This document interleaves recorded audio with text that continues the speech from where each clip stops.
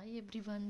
ఇవాళైతే ఎర్లీగా అయితే లేచి చిమ్మేసుకుని ఇలా ముగ్గు అయితే పెట్టేసేసుకున్నాను బయట ముగ్గు పెట్టుకోవడంతో పిల్లలైతే లేచారు. పిల్లలు లేచి మిల్క్ అయితే కావాలని అడిగారు. ఇంకా వాళ్ళ కోసం మిల్క్ అయితే కలిపి ఇద్దరికైతే ఇచ్చేసాను. నాకు పెద్ద పాప చిన్న పాప ఇద్దరికైతే ఇచ్చాను. ఇంకా బయట ఇల్లంతా ఇలా చిమ్మేసుకున్నాను. ఇంక చిమ్మేసేసుకుని వెంటనే స్నానం చేసి వచ్చేసి ఇలాగా దేవుడి సాంగ్స్ అయితే పెట్టాను. దేవుడి సాంగ్స్ వింటూ ఇలా పూజ చేసుకుంటే బాగుంటుంది కదా ప్రశాంతంగానని ఇట్లాగైతే చేస్తున్నాను. ఇంకా పూలైతే పెట్టేసుకోవడంతో చెట్టుకైతే దాసానికి పూలు పూసాయి. కలర్ కూడా బాగుందని ఇట్లా కోసుకొచ్చుకున్నాను. రోజు ఇలాగే పెడతాను. ఇంక తులసి చెట్టుకి కూడా ఇట్లాగే పెట్టాను. తులసి చెట్టుకి పెట్టడంతో ఇంకా లాస్ట్లో ఫైనల్గా అయితే టేబుల్ మీద ఇట్లా డెకరేషన్ అయితే చేసుకుంటున్నాను.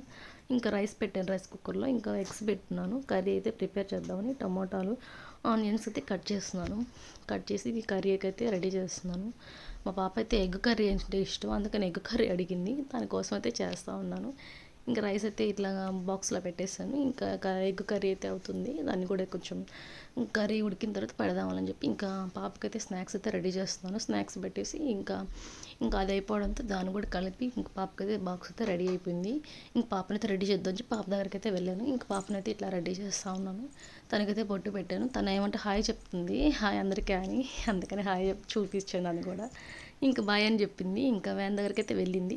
వ్యాన్ రావడంతో వ్యాన్ అయితే ఎక్కేసింది. ఇది నా రొటీన్ వీడియో. నచ్చితే చిన్న లైక్ ఇవ్వచ్చు కదా.